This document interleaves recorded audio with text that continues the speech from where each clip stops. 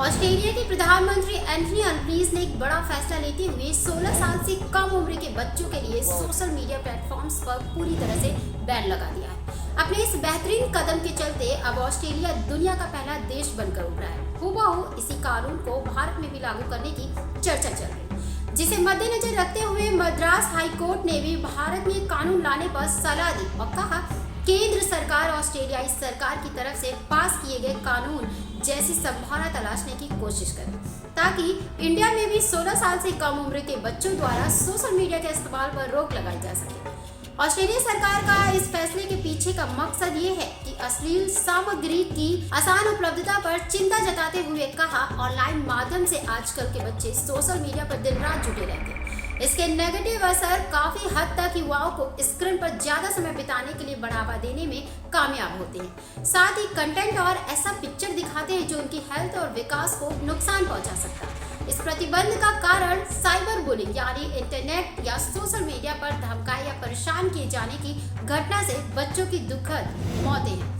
Australia सरकार द्वारा कराई गई एक अध्ययन में ये पता चला कि सोशल मीडिया पर न केवल साइबर बुलिंग बल्कि यौन उत्पीड़न, नाबालिगों को बहला फुसला कर यौन शोषण करने वाले अपराधियों की गतिविधियां भी शामिल है। ऐसे में जागरूकता अभियान चलाने के निर्देश दिए। दरअसल इस मामले में मदुरै जिले के एस विजय कुमार ने 2018 में जनहित याचिका दायर की थी। इस याचिका में उन्होंने इस बात का जिक्र किया था कि आसानी से उपलब्ध होने वाली अश्लील सामग्री नाबालिग बच्चों तक पहुंचे, जिनका मानसिक और भावनात्मक विकास खतरे में पड़ रहा है। उन्होंने राष्ट्रीय बाल अधिकार संरक्षण आयोग और तमिलनाडु बाल अधिकार संरक्षण आयोग से अपने अधिकार का प्रयोग करते हुए इंटरनेट सेवा प्रदाताओं से लोगों में जागरूकता फैलाने के निर्देश देने की मांग की थी। इस पर सुनवाई करते हुए हाई कोर्ट ने कहा हम समझते हैं कि online child sexual abuse material यानी CSAM वाली वेबसाइट और URL लगातार अपडेट होती रहती है। हालांकि यह नियंत्रण सिर्फ और सिर्फ पेरेंट कंट्रोल ऐप या फिर सुविधा से ही संभव नहीं, बल्कि इसके लिए अंतिम उपयोगकर्ताओं को चाइल्ड पोर्नोग्राफी के खतरे और बचाव उपायों के बारे में भी जागरूक करना जरूरी है।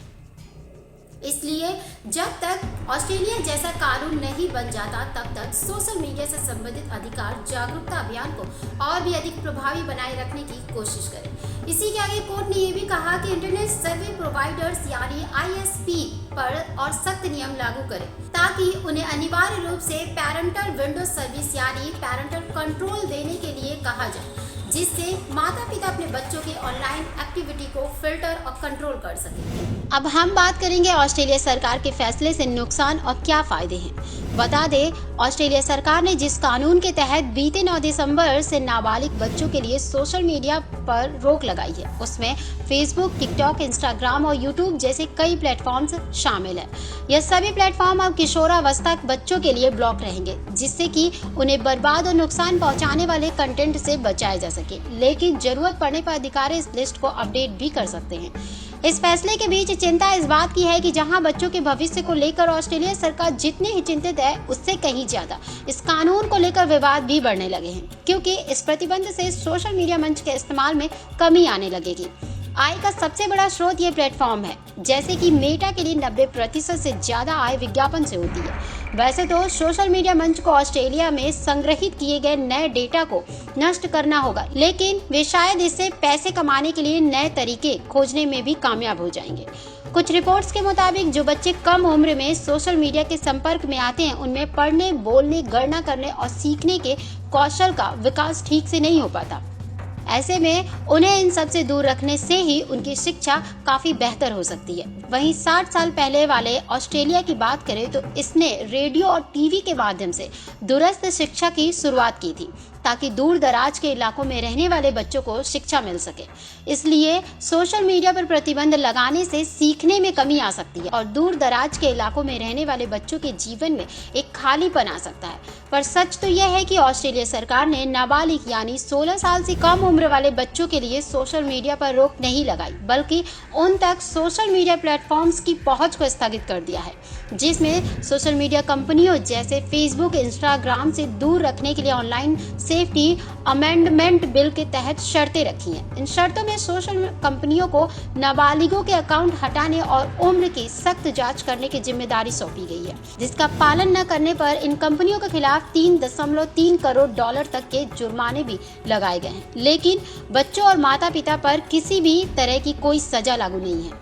वहीं पीएम एंथनी अल्बनीज के इस प्रतिबंध को प्रयोग के तौर पर देखा जाए तो ऑस्ट्रेलिया में यौन संबंध बनाने की कानूनी उम्र 16 साल है। इसी उम्र में बच्चों को ड्राइविंग लाइसेंस भी जारी किए जाने का आदेश है, जबकि शराब का सेवन 18 साल की उम्र में कानूनी होने के साथ साथ मतदान करने की भी यही उम्र लागू होती है। इसलिए इस प्रतिबंध से यह अंदाजा लगाया जा सकता है कि सोशल मीडिया का इस्तेमाल करना यौन संबंध बनाने या गाड़ी चलाने जितना ही खतरनाक है, लेकिन शराब पीने या मतदान के जरिए उन लोगों को चुनने के अधिकार से कम खतरनाक है जो सोशल मीडिया पर प्रतिबंध लगाने का फैसला कर सकते हैं। फिलहाल ऑस्ट्रेलिया सरकार कुछ गेमिंग प्लेटफॉर्म पर भी प्रतिबंध लगाने का विचार कर रही है। अब देखना यह होगा कि ऑस्ट्रेलिया सरकार का यह फैसला किस हद तक कामयाब होगा। ऐसी खबरों को देखने के लिए बने रहिए जर्नलिस्ट कैफे न्यूज़ के साथ।